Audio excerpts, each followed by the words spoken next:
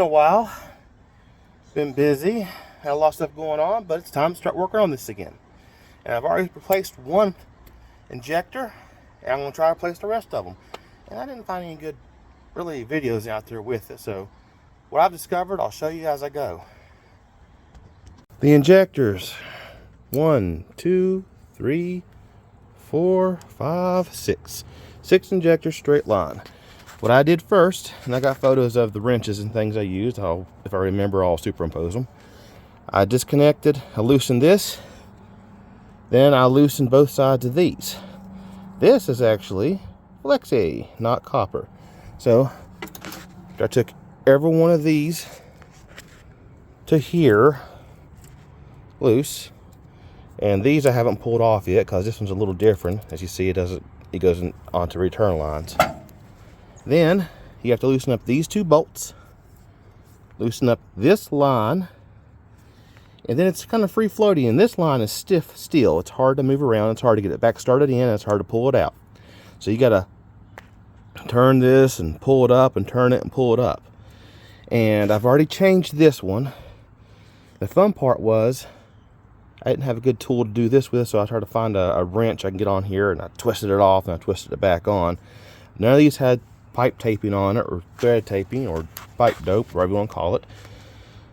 So I put it back just how it was, and once I get this next one off, I'll show you what I did to clean inside the injector.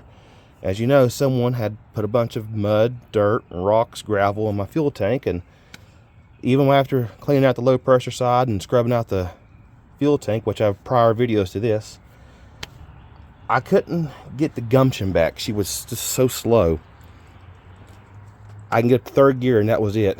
Wasn't really missing or anything out, and she didn't want to start well. I had to use ether every time. So hopefully, once I get all of these changed out, and I'm cleaning the inside of it out too, she'll run a lot better.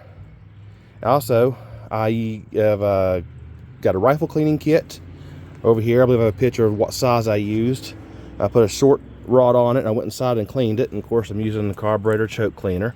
I'm spraying inside each fitting and inside down there just to loosen things up.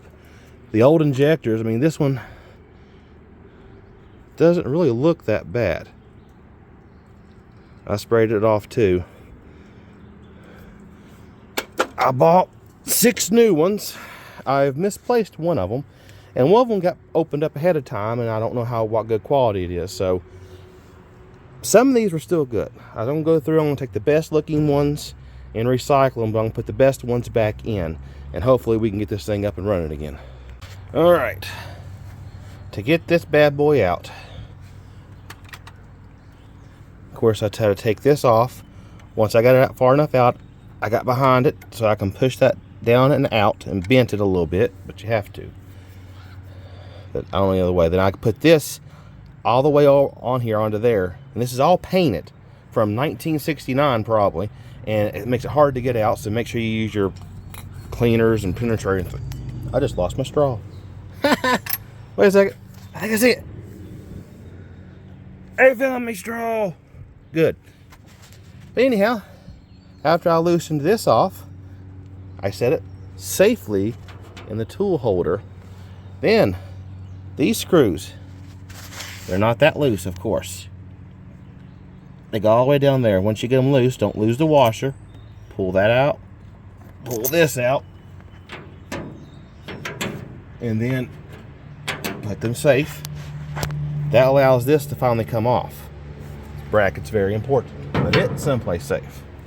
This is suctioned in there really good. So I took my giant crescent and broke it loose. And once I got it broke loose right here, I took this one, kept working it back and forth, kept going around and around and around and around and around until it finally broke suction, and we can get this bad boy out.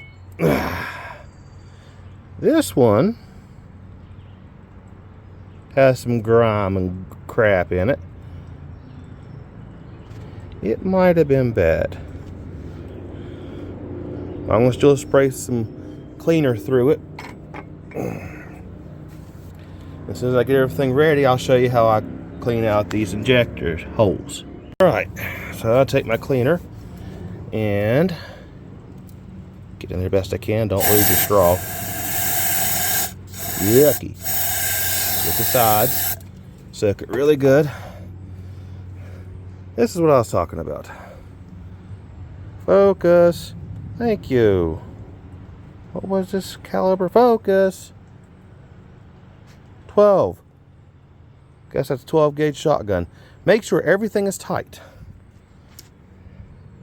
Make sure it goes in the hole. When I put it in, I'm going to twist it as I'm tightening it.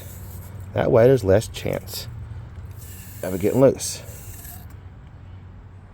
Yeah, that one was a little dirty. So I'll go through it a few times.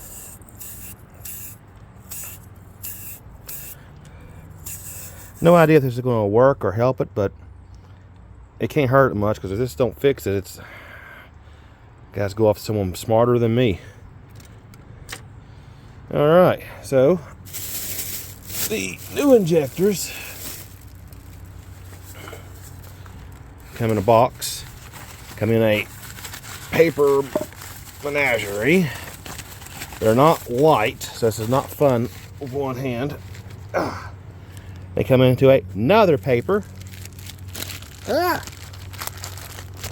then, don't drop it on my toes. Don't drop it on my toes. Alright. Stay there on the oil filters.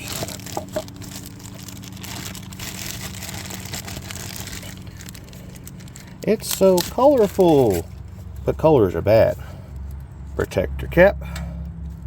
Protector cap, which seasoning pretty good. And protector cap. Don't touch that. From the description that said you can't touch it with your hands. And then, oh, I can see down in there. Well, with naked eye I can see it. It looks a lot shinier. So we're going to put it in. There is a little nipple there, which will line up with the bracket to help hold it straight. And then the fun part is putting it all back together. I had to cut off there, but I'm back. You put this in, and then you got to get this to go inside there. And where it's metal and you bent it to get out, you got to bend it back in. So you got to twist this as you push this forward, and as you screw that in, and eventually you'll get it in. All right, get that thing back in. End up having to put a wrench right here and push that forward. Get a screwdriver underneath that hose and push it that way. Grab this big wrench and turn it this way. Keep trying to rebend the shape back into it, because you have to line it up left and right, up and down, and angling just to get it right. Then get it just tight enough, which I hope that is, and that's a 9/16. All right, the next thing, remember, there's a nipple in the back. There's a hole right there, goes straight down. This hose is luckily flexible. And once we get it good spot, we grab first bolt, goes through here, and then to here, tighten it down a little bit, make sure this is still in the right spot. Grab the next one, wash, rinse, and repeat. And my ratchet is where? Oh, there it is. Oh, this is a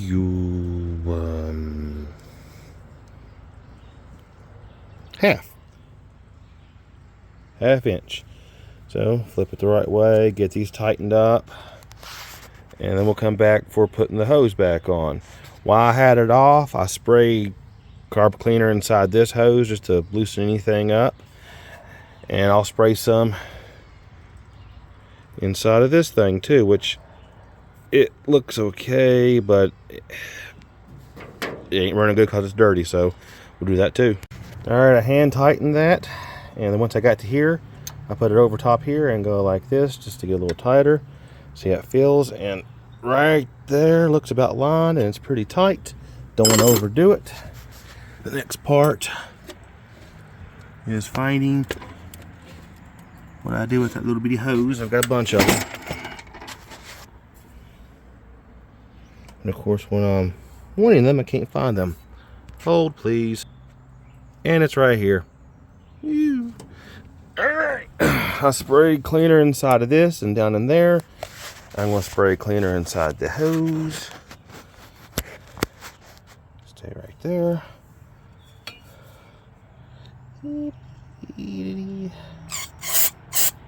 And the other way. Alright.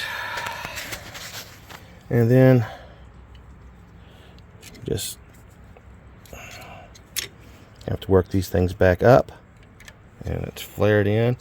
Tighten that up. And it's not easy one-handed for me because I'm not proficient at this.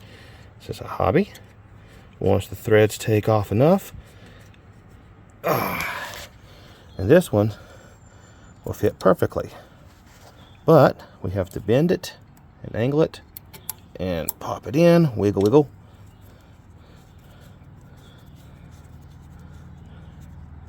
That's tightened up and that's tightened up, and I'll grab a wrench and actually tighten it down to spec. And this one right here took me an hour and a half to do. It's 6:41. Yeah, took it about an hour and a half to do. That's why I haven't done all of them at the same time. Only the holes open up, and it takes that long. The hardest part is getting this thing lined back up. If you have to do this, I wish you luck.